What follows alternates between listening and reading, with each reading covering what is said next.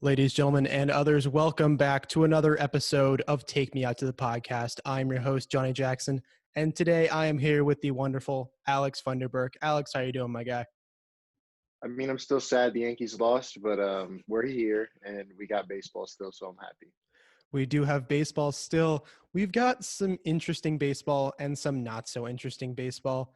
The more interesting baseball of the two, in my opinion, a lot of Dodgers bias here, but the NLCS of the Braves take two statement wins. Dodgers claw back a little bit in the ninth inning of game 2. Then in the first inning, 11 runs. Kyle Wright goes 2 outs into the first inning, gives up 7 runs. Max Muncy hit a grand slam. Cody Bellinger hit a homer. Just absolutely insane. Alex, I know you went to Chipotle in the middle of that inning. Talk about that.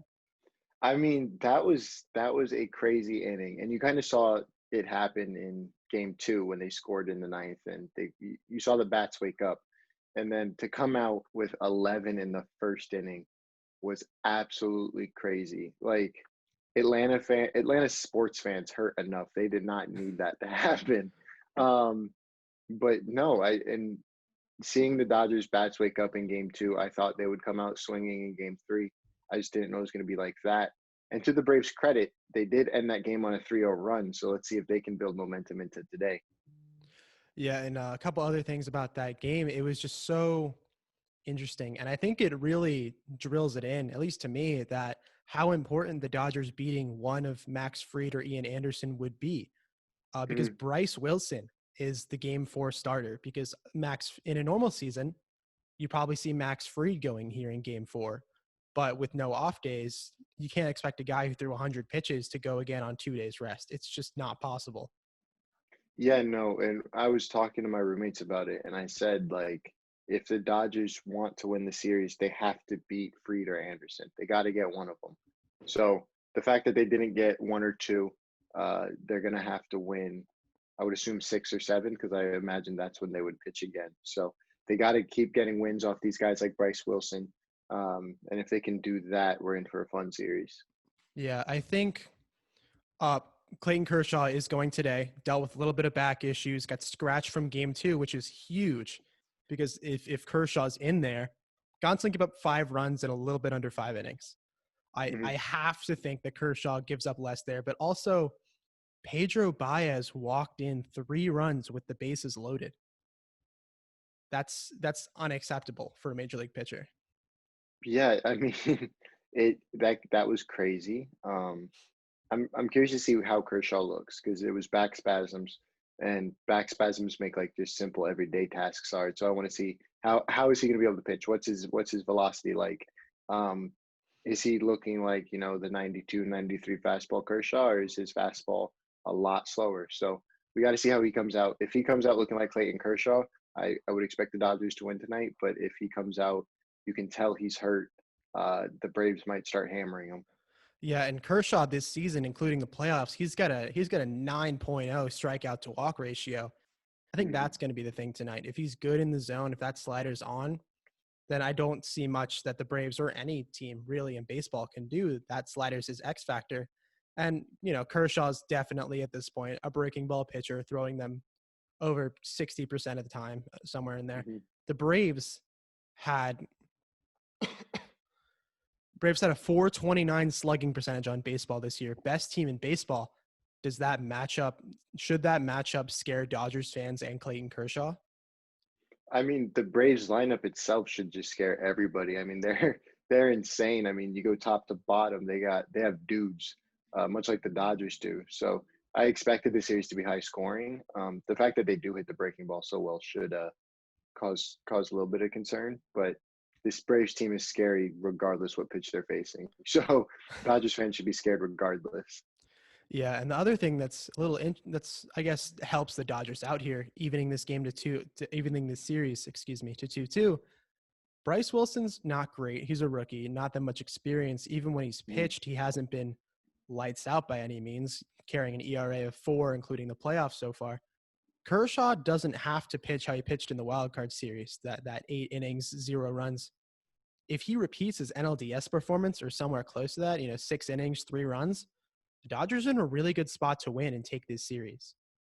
For sure. If he can give you even 5 and like 3 runs or even 4, like, because they are pitching a rookie, and I don't know if it's just me, but I don't like rookies starting in playoff games. I mean, Anderson has kind of proved me wrong every time he takes them out in the playoffs, but like other than him, I don't trust a rookie to start in a playoff game. So I think the Dodgers are going to come out, probably try to jump him early in the counts, because I'm sure he's going to be trying to hammer the zone to get ahead. And if he can get ahead on the Dodgers, who knows? This might be an interesting game where Kershaw does have to do that 8 inning, no runs type game. But if the Dodgers are jumping him early, the Braves are in trouble. Yeah, and we saw just a complete shift in the approach of the Dodgers hitters in game 3 versus game 1 and 2. They were really worried about, working the count against Max Fried and Ian Anderson, not swinging at that first pitch, not, trying to get them out of the game as soon as possible. But the Dodgers yesterday, 2 pitches into Kyle Wright's start, Corey Mm-hmm. Seager's on second base with an RBI double. I mean, Yeah, just and it was at one point it was 4-0. The Dodgers had 2 runners on, and he only had 17 pitches. Like, you would take that pitch count like to get out of an inning, and there was 1 out and 2 dudes on base already. So the fact that they were jumping him so early in counts was really impressive, honestly. yeah, and we saw Huascar Yunella really just fortify that Braves pitching staff. Just Mhm. really, in my opinion, the most important outing out of the Braves team yesterday. 4 innings, 4 innings, no runs. That's huge to save that bullpen, because that bullpen is very top heavy. They got away with not pitching, Chris Martin, the Mark Melancons, Shane Green threw an inning, but he's not, the Shane from last year. Yeah, I it mean, how? was. Yeah, go. I was just like getting 4 innings out of him was huge because, like you said, you're saving your bullpen, you're resting your arms. Melanson didn't have to pitch again, so the fact that you saved your big dudes in a blowout win to where now they can pitch today and hopefully a close one, is huge because now you kind of have the advantage in a way because you saved your guys, um, even in a blowout. And blowouts sometimes are hard. Like I was fully expecting to see a position player pitch, um, because it was that first inning alone. It was over after the first. Yeah, and maybe looking a little too far ahead here, the Dodgers are trying to become just the 14th team ever to win a postseason series after being down 0-2. But if any team can do it, I mean, you can check me if I'm way too biased or off base. If any team can do it, it's the 2020 Los Angeles Dodgers. Oh, for sure. That's what I've been telling everybody because for some reason I'm friends with a lot of Braves fans on Twitter, and they were like they're celebrating like they just swept, and I'm like, look, if anyone's gonna do it, it's this Dodgers team. This Dodgers team is one of the best teams I've ever seen. So if anyone can come back, shoot, they might even be able to win in 6. Who knows? Like, I mean, that'd be the most Atlanta sports thing ever for Atlanta to go up 2-0 and then lose in 6. But um, like this Dodgers team is stacked top to bottom. I mean, bullpen is a little shaky, but like nothing like crazy. Like they can all turn it on. The bats top to bottom. I mean, Mookie Betts is your leadoff hitter. Like it's really good. You're in a really good position at that point. So no, if anyone can come back from 2-0, it definitely is the Dodgers. Yeah, and maybe looking a little bit too far ahead here. If this series goes 2-2, are you pitching Max Fried game 5? You kind of have to, right? You don't want to go down 3-2 because at that point, let's say you do pitch Fried game 5 and Fried somehow loses, you still have Anderson to go game 6, right? So you can get it to that game 7 if you do lose game 5. Um, but yeah, no, you would have to if they lose tonight. Yeah, we've said it all postseason. Um, the Braves' weakness is that starting rotation depth, Hmm. especially after Mike Soroka's Achilles injury and Cole Hamels going down, and even Felix Hernandez, who isn't King Felix anymore, but he's still a very solid pitcher. We saw it. Kyle Wright's stuff does not profile well against the Dodgers. I've been saying that for I feel like the past week to anyone who'll listen to me. And we saw it. Ian Anderson's stuff profiles better. Max Fried's stuff profiles better, just mostly because of the arm he throws with. Mhm, But yeah, we're probably looking at Dustin May and Max Fried game 5 because they're not going to risk Bueller in the blister. mhm. So then maybe Bueller Anderson game 6, and then some sort of combo of Tony Gonsolin, Julio, and then who do you start game 7 if you're the Atlanta Braves? Do you start Kyle Wright again?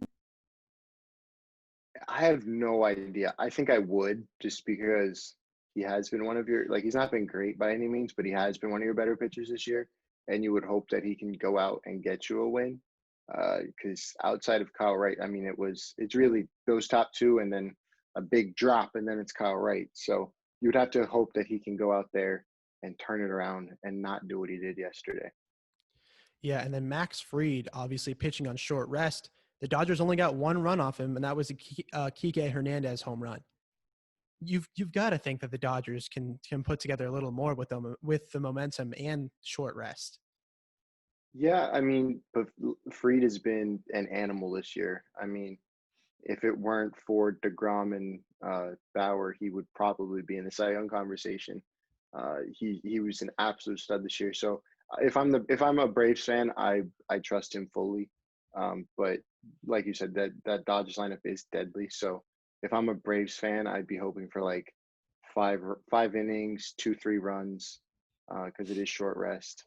And if he can do that, the Braves are in a good spot. Yeah, because that bullpen is just so good. And if the Dodgers, even tonight, can get Melanson in that game, can get Chris Martin in that game and still win, Mm-hmm. they're in a really good spot. And 1000%. let's move it into the more boring series, Very uh, boring.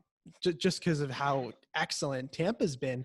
ALCS, Randy Arozarena, just you throw him a pitch anywhere in the zip code, he's hitting it out.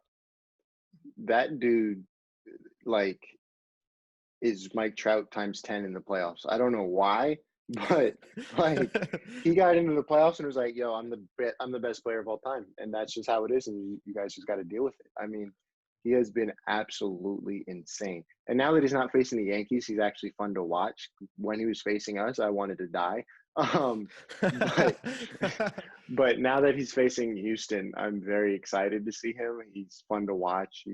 He seems like a great guy, so I'm excited for him. Yeah, and it's just so weird, Guy from the car. He's still eligible for Rookie of the Year next year because he hasn't had Yeah, enough at bats. A guy who yeah. could. Like, so I have a friend who's a Cardinals fan, my friend Blake, and he's like, we the Cardinals should get credit for his postseason success. I'm like, that's not how it works, but okay. Yeah, and another thing about it, the Rays analytics department has been doing absolute work in terms of just everything, including the defensive positioning. I mean, we're seeing Alex Bregman rope balls right at Willie Adames, right at the third baseman, whoever they decide to throw out there, because no matter who the Rays are throwing out there, they're hitting the crap out of the ball. They're Hmm. fielding the ball. They're making the plays. It's absolutely insane. Yeah, I mean, that's the biggest thing. I hate playing the Rays because they know where to put their defense. Like, I mean, in the ALDS, you saw them go to a four-man outfield when Judge or Voit were up. They're super smart, and I think that's how they beat the Yankees. Because on paper, you wouldn't say that they're a better team, but they play. They're more cohesive. They're a more cohesive unit. They know what they're doing. They believe in what they're doing, and they play their brand of baseball. They don't try to be like the Astros or the Yankees or the Dodgers. They play like they're the Tampa Bay Rays. Yeah, and if your analytics department is that good, it also helps when you have Kevin Kiermaier as the guy who you're also positioning in great spots. Guys like Hunter Renfroe, Manuel Margot, even Rosarena isn't a great defender. He's about Mhm. average, but an average defender with elite positioning turns him into an above average defender. Yeah, I mean, they take guys. They are like your mid-major team in March Madness that just makes a run. Like, they get guys who no one else really wants, and they turn them into studs. And I think that's so cool, especially like G-Man Choi, like Yeah. bouncing around teams, and he finally found a spot, and now he's a stud for Tampa. And kind of speaking into that, the Tampa Bay Rays have one of the smallest payrolls in baseball, if not all of professional sports, and they've beaten just absolute teams with a lot of financial resources like the Yankees and even the Astros. Mhm. I mean, how impressed are you with the Rays' ability to make something out of nothing? And do you think it's kind of a slap in the face to the Tampa Bay community that billionaire owners refuse to spend any sort of money? I mean, that's that. I mean, so I live in Tampa. That's everyone's biggest beef with the Rays is they don't spend money. But it's kind of crazy because like, what could you do if you did decide to spend money? Because it's not like they don't have it. It's there. They can spend it. Um, so the fact that they're probably going to go to the World Series now with I think the second lowest payroll in baseball, or the lowest payroll in baseball, is really impressive. But I think when it comes to the teams they've beaten, Brian Cashman, the Yankees GM, had a press conference yesterday, and he said this is not a payroll thing. They just had a better team than us this year. They have better culture. They're more cohesive. So props to them. I mean, what they're doing is really cool. As much as I hate it because I don't like the Rays at all, it's really fun to see.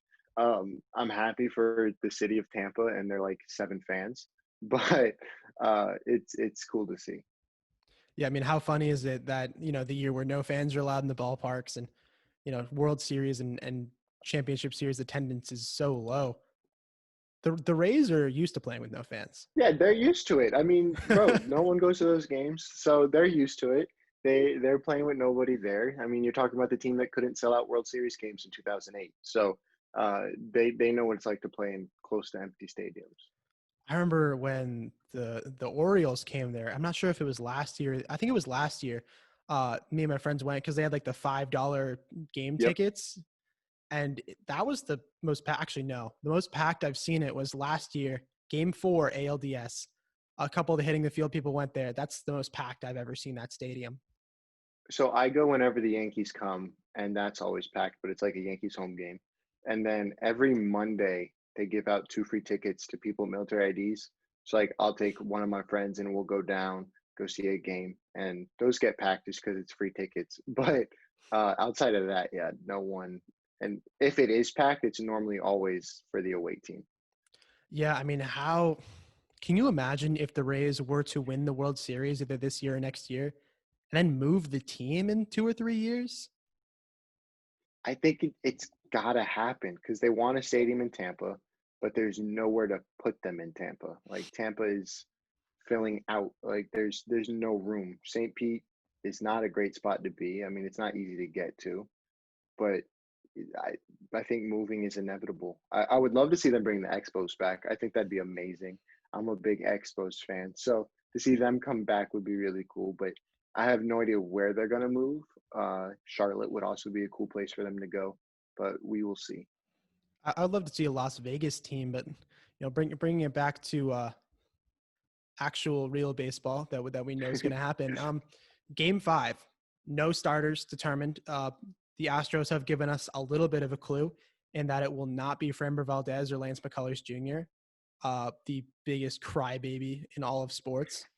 Jared Yes, Carrabis murdered Lance McCullers Jr. I mean, I mean, it, that was funny. I didn't even see that. You sent it to me, and I was dying laughing. I mean, that he deactivated his Twitter account. Like, how big of a crybaby do you have to be to do that? yeah, and so Astros are down 3-1. Dusty Baker, really ballsy move, letting Greinke finish that 6th inning. I mean, Kevin Cash is a better manager. He's also got a Oh, better for team to sure. work with. But I just feel so bad for a guy like Dusty Baker to have to deal with the Astros. Fam, I was hurt when he took that job. I was like, I'm gonna have to hate Dusty Baker now. Like, Dusty Baker has been someone I've liked since I was a little kid, and he was in San Fran. Like, he's always been that dude. So to see him go to a team that everybody hates, I mean, if you know sports, you hate the Houston Astros. So to see him go there was like, come on, y'all are trying to make yourselves likable, and it's not gonna work. But for him to keep Grinky out there, I mean, we were watching a game here, and I was like, what are you doing? The hottest man on the planet's coming up. Like, get him out, and he got him out. So uh, it was really, really gutsy move, but it worked out. So I guess I can't complain. Yeah, this definitely isn't a political podcast by any means, but we even saw the Houston Astros come up in the Amy Coney Barrett hearing. I mean, Yeah. I mean, it like you don't even have to be a big sports nut to know what they did and how they did it and why everyone hates them. I think like my sisters know about the Astros and they're not big sports fans at all. Like what they to cheat and win a World Series is insane. yeah, and the Astros are down 3-1. I mean, I don't see any way they can come back from a 3-0 deficit just at all. Is tonight the end of the Houston Astros season, or do you think they somehow scrape together for a game 6? I mean, I want to see more baseball, so I'm always going to go on the side of they're going to win tonight just so I can see a game 6 and hopefully a game 7 because the two best words in sports are game 7. So, but in all honesty, though, I do think tonight's going to be the end. I don't see how the Rays lose tonight. I mean, they built momentum in that ninth inning last night.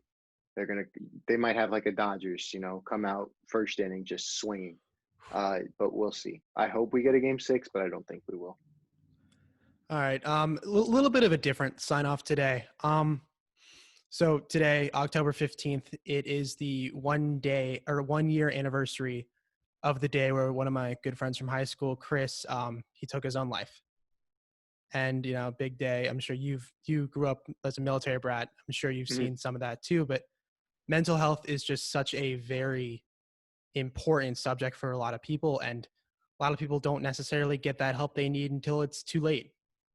Mhm. Some people never get it, period. So just everybody who's listening, everybody who's watching, Alex, make sure you check on your friends, make sure you check on your family, and asking for help. It's not a weakness. We all need it sometimes. For sure, for sure. That's big. I mean, it is hard to reach out to people, when you're hurting, but it's super important. Even if you got no one else to reach out to, shoot, find me on Twitter. I'll talk to you. I'll give you my phone number. You can call me. Like, and that's for anyone listening. I mean, I'm always here to talk, and I'm sure other people are too. Yeah. Alex, thank you so much. I hope we get to see some good baseball tonight. Same. Thanks for having me. Yep.